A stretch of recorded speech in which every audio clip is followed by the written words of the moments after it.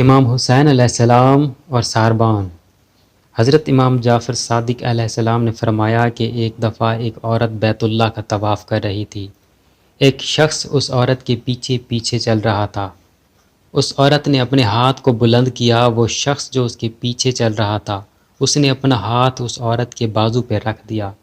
اللہ تعالیٰ نے اس مرد کے ہاتھ کو اس عورت کے ہاتھ پہ چسپاں کر دیا۔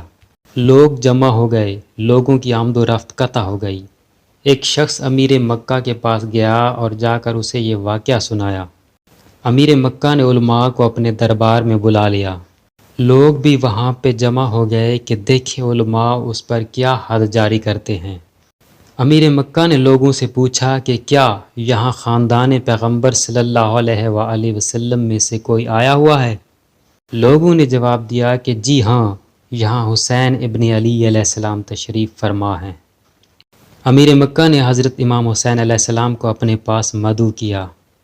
امام علیہ السلام ان کے پاس تشریف لے گئے۔ پہلے تو حضرت نے بیت اللہ کے سامنے کھڑے ہو کر دعا مانگی۔ کچھ دیر رکے رہے اور اس کے بعد اس مرد کے بازو کو قدرت امامت سے عورت کے ہاتھ سے جدا کر دیا۔